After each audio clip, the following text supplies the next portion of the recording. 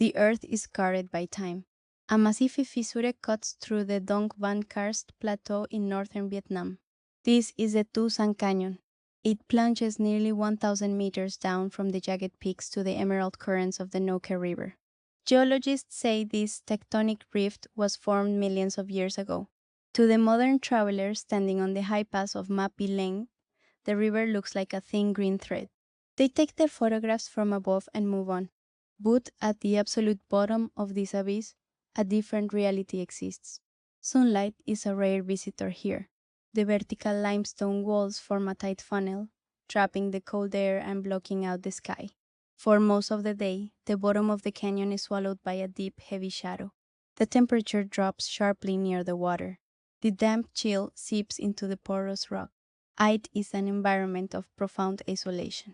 There are no roads down here. There is no cellular signal. There is only the relentless sound of the river carving its way through stone. Yet, in this dark and freezing crevice, life endures. It is 4 o'clock in the morning. The canyon is completely black. A sharp metallic click breaks the silence. A spark flies in the darkness. Then another. A small flame catches onto a pile of dry twigs. The fire illuminates the deeply lined face of a monk fisherman. His hands are calloused, stained by years of labor and the harsh weather. He carefully feeds thicker pieces of wood into the small hearth. This fire is the only source of warmth in a world of cold stone. Smoke begins to rise, swirling up toward a ceiling made of tightly woven bamboo. He lives in a small shelter clinging to the steep bank. The walls are constructed using the traditional rammed earth technique, packed thick to keep the biting wind out. Outside his door, a fence of sharp limestone rocks offers a fragile barrier against the elements. Inside, the morning ritual begins. His wife is awake, sitting silently by the fire. She reaches for a wooden steamer. She begins to prepare men, a staple food made from ground corn. In this rocky wasteland, rice cannot grow. Corn is the currency of survival. The cornmeal is steamed over the boiling water until it softens. The sweet, earthy scent of steaming corn fills the small room. It is a heavy, dense food designed to provide enough energy to survive the grueling physical labor of the day. The man sits by the fire, inspecting his fishing net. The net is hand-woven, soaked in tree sap to prevent the fibers from rotting in the alkaline water.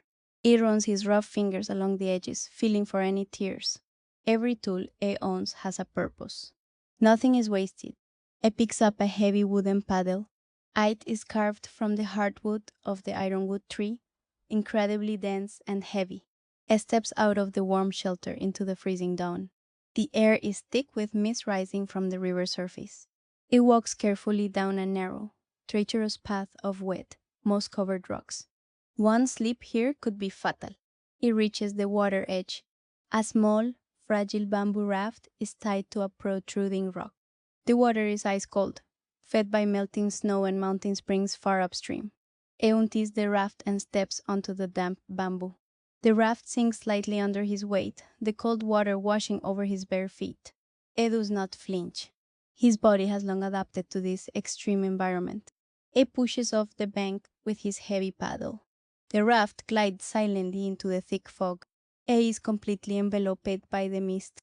The towering walls of Tucson Canyon disappear into the white void above. He is a microscopic speck in the grand architecture of the earth. He navigates purely by sound and memory. He listens to the way the water echoes off the unseen stone walls to know his exact position. He knows every submerged rock, every dangerous undercurrent. He is hunting for a specific prize. The green dam fish, a rare and elusive species that hides deep within the rock crevasses of the Noke River. He stops paddling and lets the raft drift. The silence is absolute. He gathers the heavy net in his arms. He stands perfectly still, waiting for the right moment. He breathes slowly, matching his rhythm to the slow pulse of the river. The water of the Noke is a striking emerald green, colored by the specific mineral composition of the limestone. But this beauty masks its deadly nature. The currents beneath the calm surface are powerful and unpredictable. They swirl around hidden boulders, creating invisible vortexes that can pull a man down in seconds. The fisherman knows this well. He reads the subtle ripples on the surface. He watches the way a stray leaf spins in the water to determine the strength of the undercurrent. His survival depends entirely on this deep inherited knowledge. There are no second chances in the Tucson Canyon. If his raft overturns, the freezing temperature of the water would paralyze his muscles within minutes. He moves with an intense, calculated deliberation. Every shift of his weight on the bamboo raft is precise. He raises his arm. The muscles tense beneath his dark clothing. He throws the net. It spreads out in the air like a giant spider web, breaking the silence with a soft whoosh. The weighted edges hit the water simultaneously, creating a perfect circle of white foam. The net sinks rapidly into the dark depths. Now, he must wait again. He pulls his thin coat tighter around his shoulders against the biting wind that funnels down the gorge. The wind here does not blow steadily. It howls through the narrow gaps in the rock, carrying the bitter cold of the northern highlands. It is a constant reminder of the hostile environment he calls home. The sky above begins to shift from black to a deep, bruised purple. Morning is approaching the upper world. But down here, the darkness lingers stubbornly. He is not fighting the canyon. He has become a part of it. The world outside is rushing forward, building cities and chasing time. But down here, at the bottom of the deepest trench in Southeast Asia, time stands still. It is measured only by the rising of the mist, the burning of the firewood, and the silent flow of the emerald water. It waits in the dark, a shadow within shadows. The canyon holds its breath. It is nearly 10 o'clock in the morning before the sun makes its first appearance. The high-jagged peaks of the Dongban Plateau finally allow a narrow band of light to pass. It does not arrive as a soft glow. It cuts down into the canyon like a sharp, brilliant blade. The beam of sunlight strikes the surface of the Ñoque River. Suddenly, the deep emerald color of the water is fully revealed. The water is completely transparent where the light hits. You can see the smooth, water-worn stones resting meters below the surface. The air temperature rises slightly, but the deep chill remains trapped against the stone walls. The mist begins to burn off, dissolving into thin wisps that cling to the limestone. The monk fisherman is still on his raft. He has been on the water for 6 hours. His dark clothes are damp from the morning fog. He moves to pull the heavy net from the river. His hands are numb, moving with practiced mechanical precision. The wet fibers of the net are incredibly heavy. He holds the thick rope hand over hand. His bare feet are planted firmly on the slippery bamboo poles. The water drips from the net, catching the single ray of sunlight like tiny glass beads falling back into the river. A silver flash breaks the surface of the emerald water. It is a green damfish. Its scales reflect the light, shimmering with a subtle greenish way that mimics the river itself. This fish is a master of camouflage in these highly alkaline waters. It feeds on the microscopic algae that grow on the submerged limestone walls. The fisherman carefully extracts the fish from the tangled mesh. He does not smile or celebrate the catch. This is merely the daily mathematics of survival. One fish means enough protein to endure another freezing night in the gorge. He places the catch into a woven bamboo basket tied to the center of the raft. The bamboo lid is secured tightly with a strip of rattan. He picks up his heavy ironwood paddle again. He must move upriver before the afternoon current strengthens. The paddle slices into the water with a deep, hollow sound. The resistance of the dense water against the dense wood requires tremendous core strength. He thrusts his weight forward, pushing the small craft against the heavy flow. Every single stroke is deliberate. There is no wasted energy in his movements.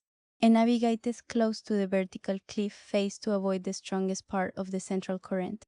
The towering wall of the Tucson Canyon rises straight up beside him, blocking the sky. It is a vertical desert of sharp gray rock. Yet, if you look closely, microscopic life clings desperately to the stone. Tiny, drought-resistant ferns grow out of hairline fractures in the rock. They survive purely on the moisture gathered from the morning mist. Their roots produce mild acids that slowly break down the limestone over centuries. They are a silent testament to the stubbornness of life in this dark abyss. The river curves sharply ahead, forming a dangerous blind corner. The fisherman knows that just beyond the bend lies a shallow gravel bar formed by a seasonal rockfall. He steers the bamboo raft toward it. The hull scrapes gently against the smooth river stones beneath the surface. He steps out into the shallow water.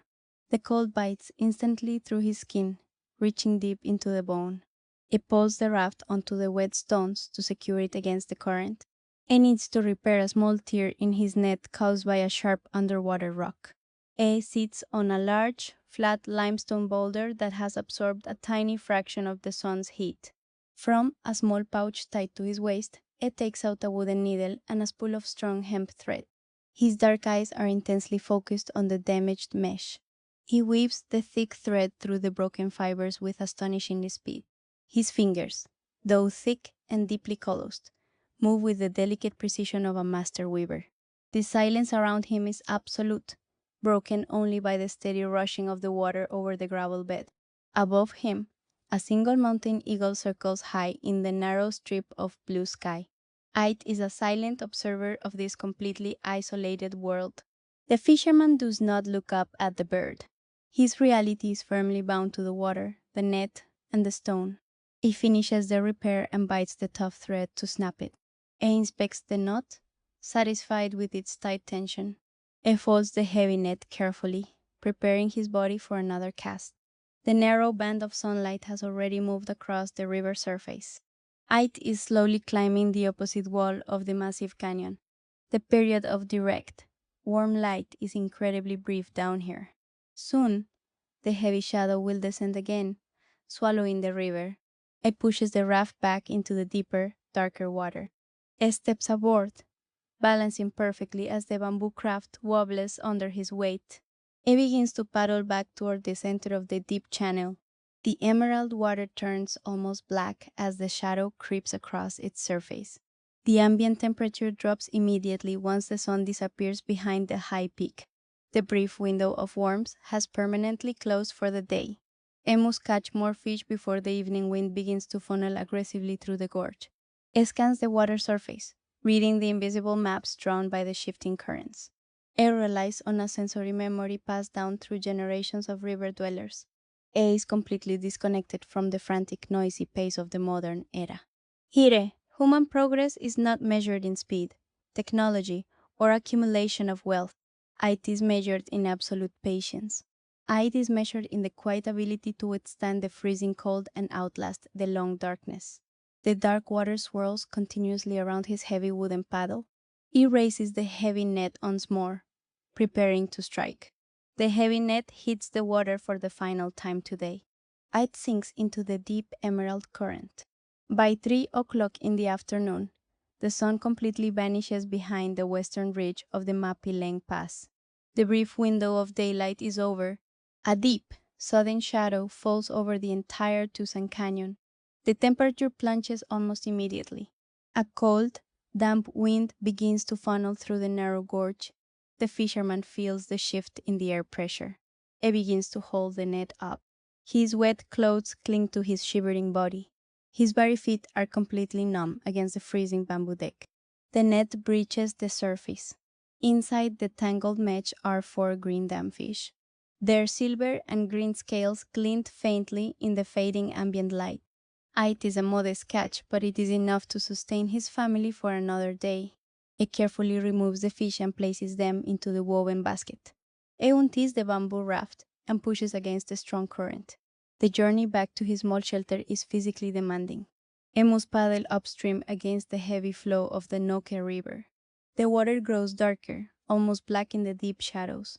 The mist begins to rise again from the freezing surface. Thick white vapor rolls over the water, swallowing the landscape. He navigates blindly through the fog, relying purely on the sound of the water hitting the rocky banks. Finally, the faint outline of his rammed earth house appears through the mist. A thin trail of blue smoke rises from the roof. His wife has kept the fire alive. He drags the heavy bamboo raft onto the slippery gravel bar. It is securely to a massive limestone boulder. He carries the heavy basket of fish up the steep, mossy path. Inside the house, the air is thick with the smell of wood smoke and damp earth. The fire is the absolute center of their existence.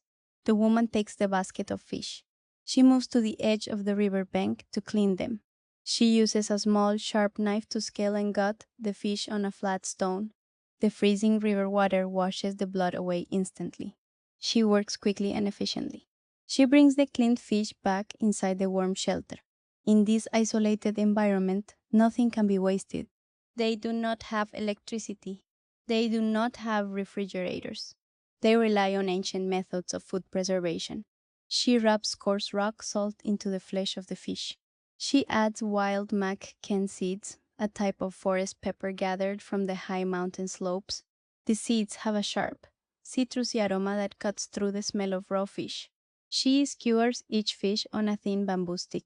She hangs them high above the central hearth. The heat and the thick wood smoke will slowly cure the meat over the next few days.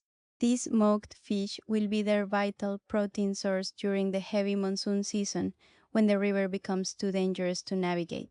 Outside, the wind howls against the thick earthen walls. The sharp limestone fence breaks the force of the gale. The canyon is now submerged in absolute, pitch-black darkness. There is no moonlight.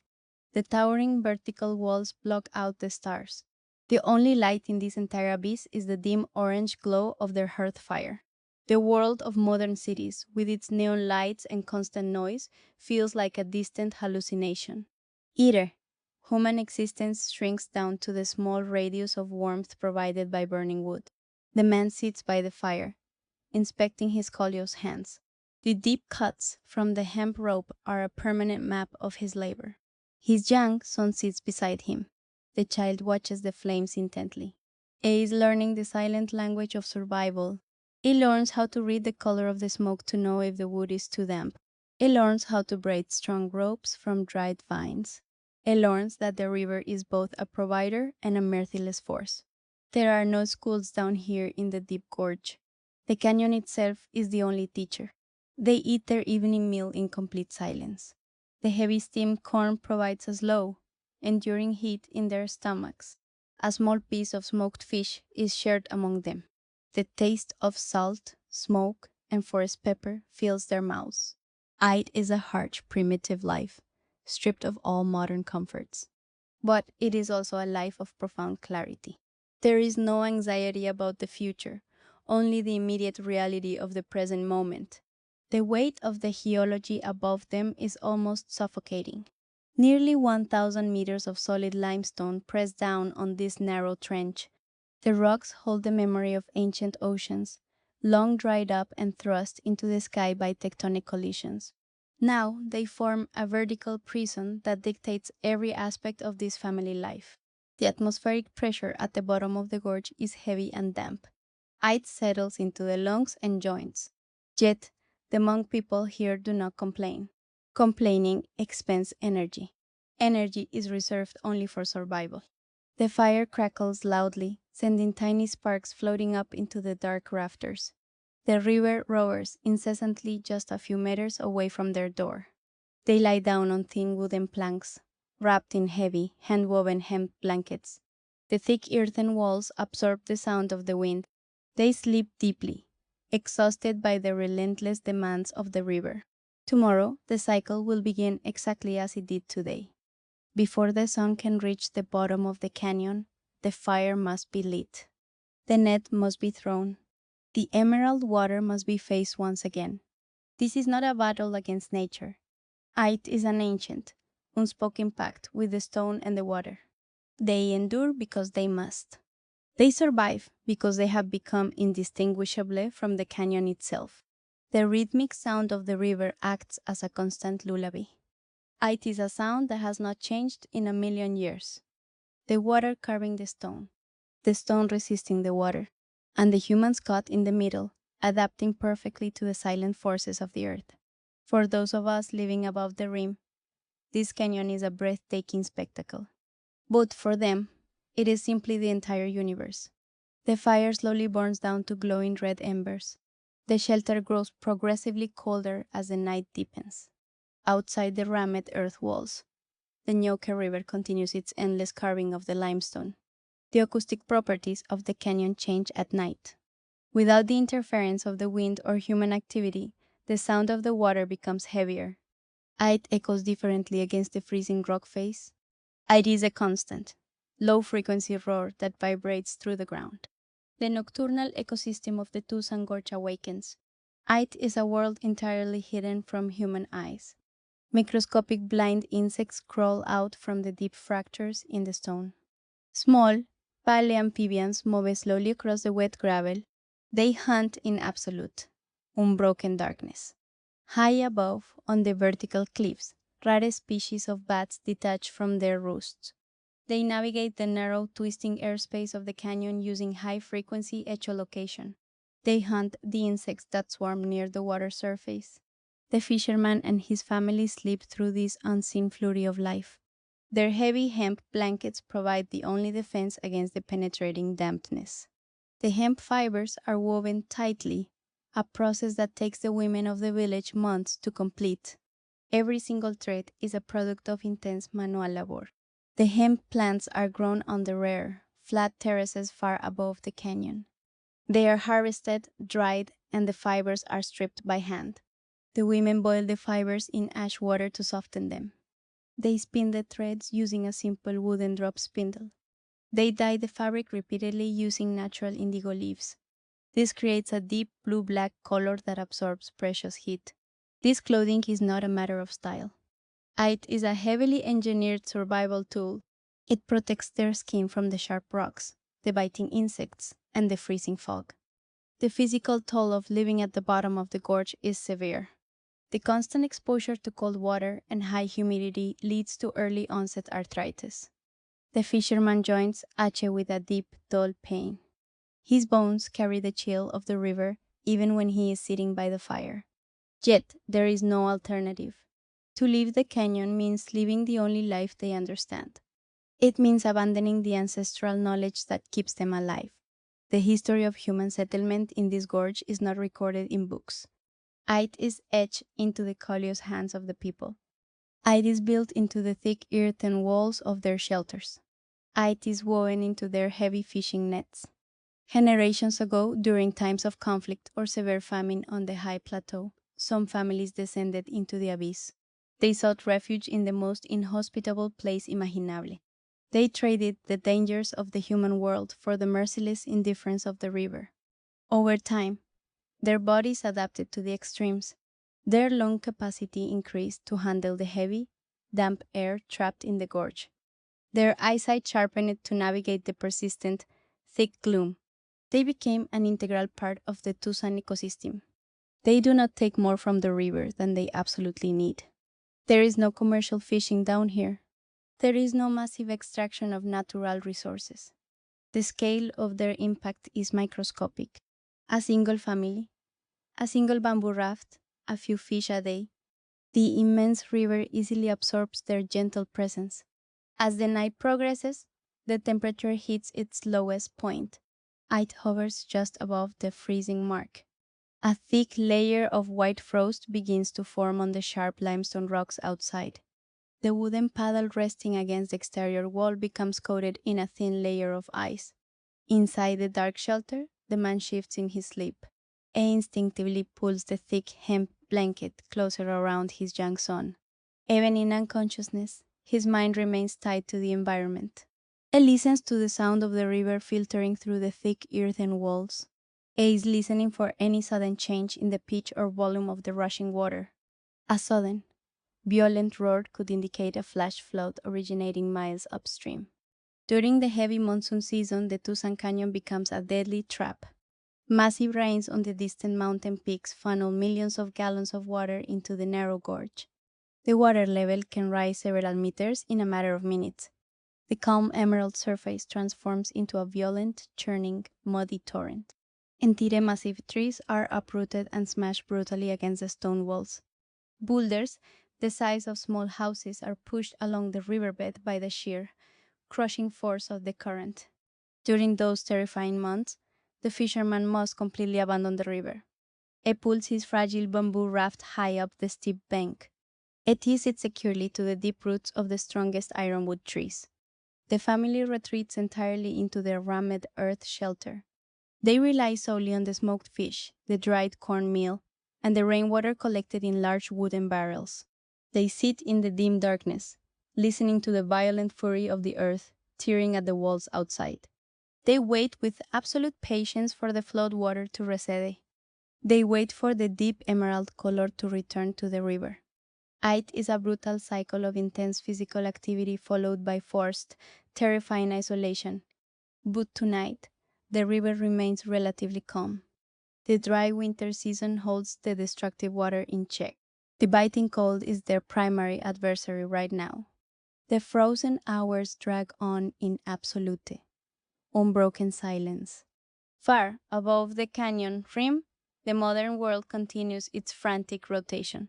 Communication satellites orbit the Earth, passing directly over this deep tectonic fracture. Global digital signals bounce invisibly through the atmosphere, but none of those signals can penetrate the 1,000 meters of solid, dense limestone. The people living down here are entirely cut off from the massive flow of modern information. They do not know the breaking news of the sprawling cities. They do not care about the rapid shifting of global financial markets. Their entire economy is based on the quiet movement of the green dam fish and the slow growth of the resilient corn. Their true wealth is measured in dry firewood and thick, warm hemp cloth.